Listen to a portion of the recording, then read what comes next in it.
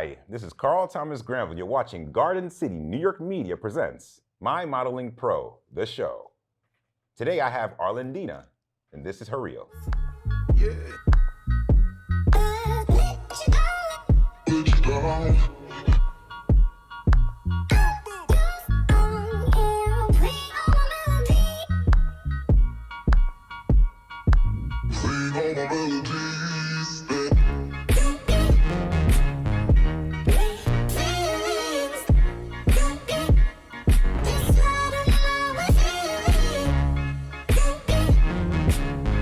So, Orlandina, aka the Fitterwoman.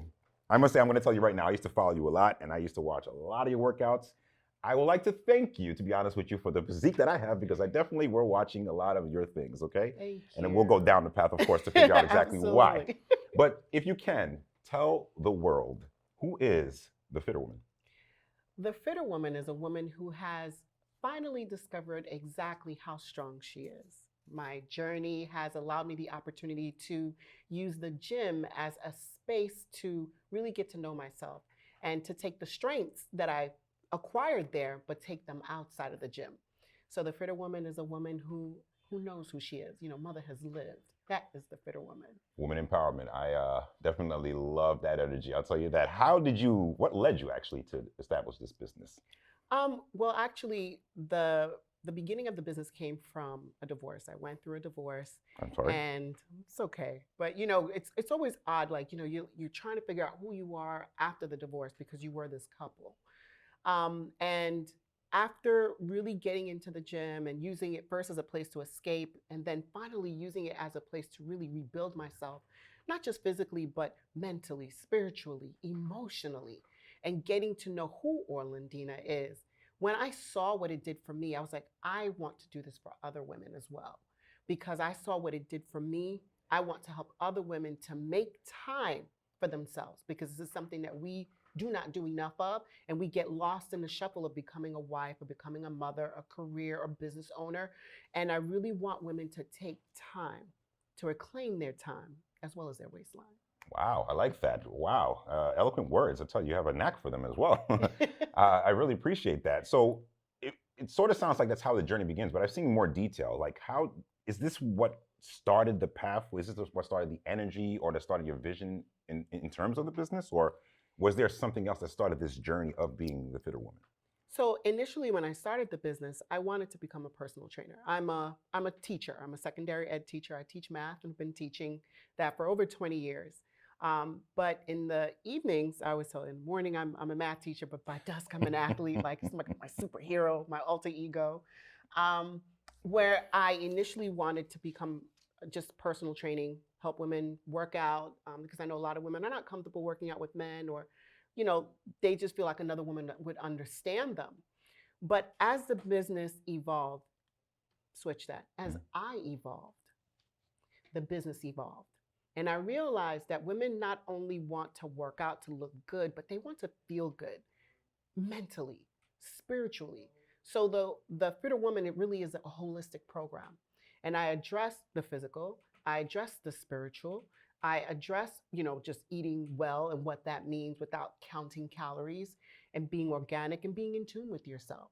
So that's how the business evolved. Because as I have evolved, I said the business has evolved because of that. And now I can serve women on a deeper level than just, hey, let's go out and sweat. A lot of men are starting to look at a lot of women when it comes to this, and they're seeing inspiration when they see a lot of females coming to the gym and not only working out, but taking leadership roles and showing people what it is to work out, feel good, and do it properly. It's not just about going to the gym, of course, from what I've learned with you, but it's also your diet. So you did mention that about a few minutes ago. What does diet look like to you when it comes to being the Fitterwoman? Because we all know they say abs are in the kitchen. Yes. Okay. Yes. So what is it? 80%? Some people say 70% eating, 20% workout. What is it to you as far as a balance when it comes to making sure you're complete and whole? So the rule is 80-20, right? 80% is diet, 20% is physical. Is the physical. Yes. I always like to give the analogy of a potted plant, or just any plant in general. In order for a plant to be well, the soil has to be rich, full of nutrients. So now once this plant has, it's growing and the soil is nice and rich, you see it, it's soaring, it's reaching for the sky, it's green, it's just flourishing. That's what nutrients do for us. So instead, I know, like, we can count calories, don't eat this, don't eat that. I usually say you got red light foods, green Yep. light foods, yellow light foods. Green light foods are the foods that you can eat all the time. And you know what they are because you recognize them. It came off a tree, it came out of the ground, it came off an animal. Those are the ones you can eat all the time. Yellow light foods, those are the ones that have been processed a bit, maybe fried, maybe, sprinkled with a little bit too much salt. You eat those once a week. And then you got your red light foods, that yummy, delicious, grandma's apple pie. Talk about and the sugar. that sugar, all of that. And I'm telling you that stuff is addicting. But you can have that, but you just have it once a month. So there's nothing you cannot eat besides if it has like the skull and crossbone, don't eat that. But other than that, you can pretty much eat everything. Everything is in moderation, though. Everything in moderation. You even have to take people in moderation. So everything in moderation and balance. So it's true what they say, because the rumor has it that you always have to cheat in order for you to win. Sometimes. When I say that, there has to be a cheat day, cheat meal. The winning part comes that, from what I hear and what I've researched, is that the winning part comes when your body has something to fight. So it continues its strength and continues to keep the gears rolling. What say when it comes to the cheat day? Is it a cheat day, a cheat meal? It's a cheat meal. Okay. It's a cheat meal. Okay. It depends on what you're doing. The cheat meal is just an opportunity for you to eat something that you don't normally eat. I try to take out the negative aspect because we say cheating, so we kind of feel guilty when we're eating it. I just call it, like I said, this is a yellow light food day, I love it. It's my yellow light food. And I actually got that concept from a book. I can't even remember the author, but they spoke about red light, green light, yellow light foods. So when you do a cheat meal from the athlete, because I'm a professional bodybuilder, from the athletic perspective, the cheat meal helps to jumpstart your metabolism. But that's because you've been eating at a certain way for a certain period of time, and your metabolism kind of just flattens out. For everyday normal eating, your cheat meal is just an opportunity to eat something that you don't normally eat. Wow. Yeah, I do support that. I can tell you that it took a while for the discipline to happen, because though I knew it was supposed to happen, the hardest part is the mental aspect of it and the discipline together. So how did you come across that? I'll be honest with you, I became more in tune with the spiritual aspect of life. And what I mean by that is, in order for me to take care of my body, my health, I had to understand the reality. I had to be around people that supported me and wouldn't hold me back, and on top of it, understood what my goals and achievements were. Up to this time, I've known that I am only able to obtain what I want to obtain. In order for me to do that, information is definitely given to me as suggested, but the thing is, how I receive it and what I do with it is entirely up to me.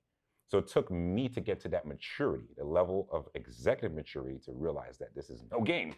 This is something that's serious. And if I want to be happy, instead of complaining, do something about it. So I made sure that I was consistent with the gym. I studied what people were doing, but I also did my research to make sure that I wouldn't injure myself in the process. So I'm age 40 now, up to 38. Mind you, I started in high school is when I started really understanding how to work out. Let me ask you this, because I find what you're saying fascinating. When did you realize there was like a spiritual component to wellness? Because a lot of times we get stuck on that physical plane of it, the six pack, the muscles, all of that. Yeah, that's great. When did you realize that there was a whole spiritual component? When I started seeing the consistency between the positive environment and negative environment, I knew there was two types of worlds, okay? We have a level world of harmony, and we have a world of competition, okay? I don't like a combative world. If you know that a combative world is something that gets you to get your goal, if you think about it in the end, are you at peace? Because the pain that you have to endure in the process isn't good. Where you could be in an environment of harmony where people can encourage you to do the same thing. Ego is a driver and a killer. And I've discovered that when I had to let go of people that were in my circle, including family members, because unfortunately, the information that we're taught is information that they were taught.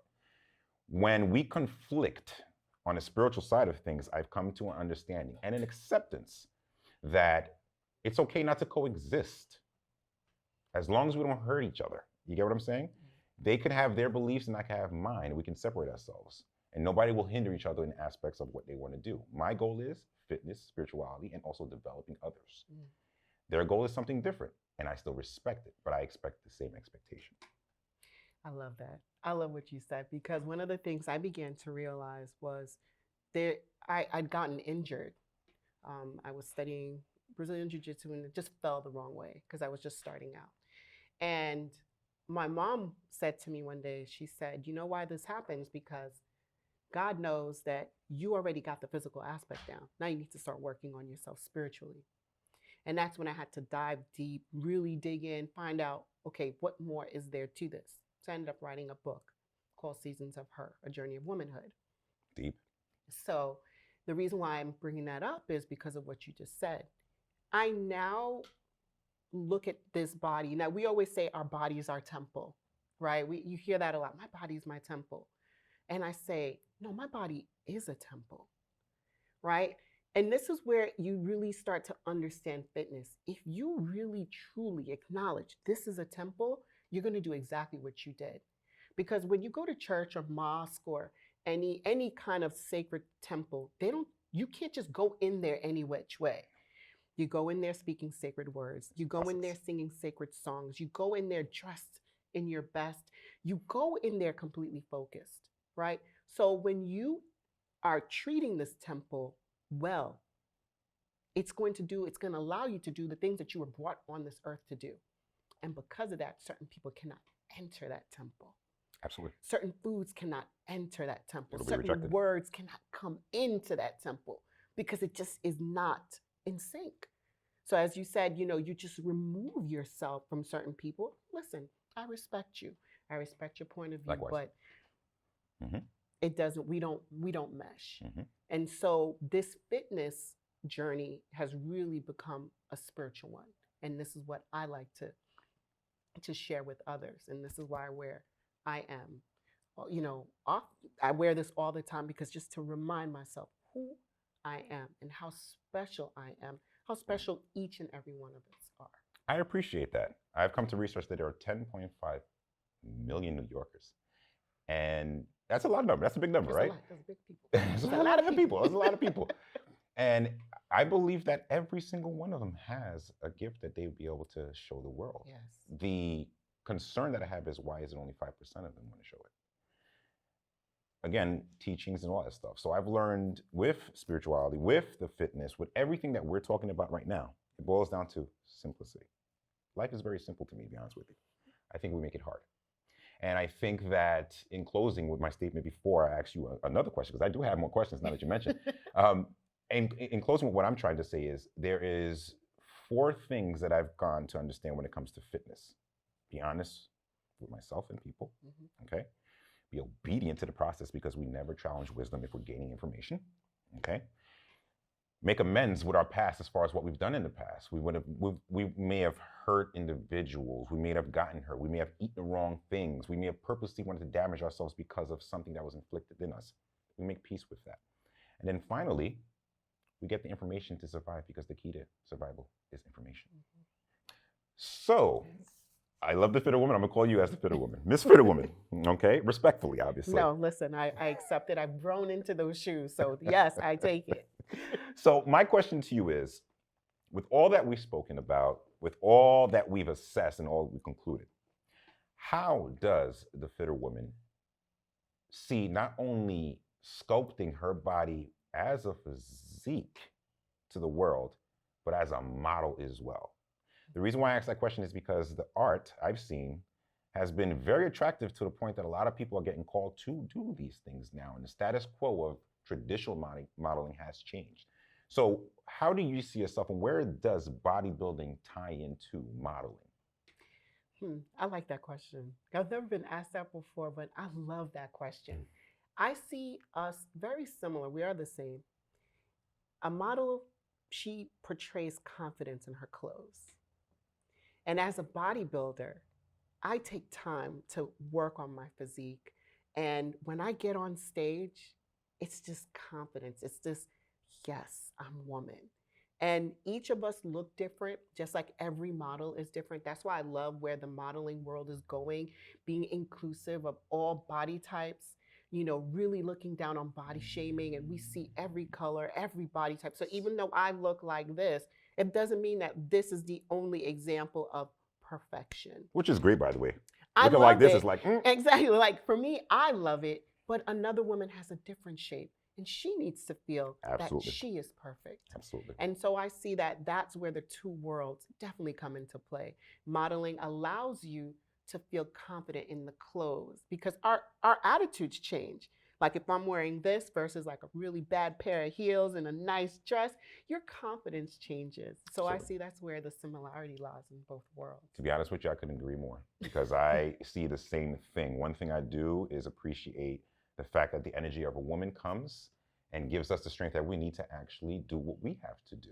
And to be honest with you, the energy that you've given me is the reason why I'm trying to be the best that I need to be. So you are a woman of words. You have a knack for them. You are educated, you're wise, you're full of intelligence. A lot of people are going to inquire about it. So if you can share the world, what would be your social media contact? So if any more resources that you can provide will be given to them. So you can find me at www.thefitterwoman.com. You can also find me on Instagram and Facebook at thefitterwoman.com. I have a flat belly tight booty boot camp coming up online. So those of you who are not comfortable getting into the gym yet, you can go ahead and you'll find that information on my website as well. I'm guiding you and just helping you to become your fittest, healthiest, and happiest self. And I am inspired myself. This is Carl Thomas Granvil. You're watching Garden City New York Media Presents My Modeling Pro, the show. Thank you for everybody watching at home. Tune in next time. We'll see you again.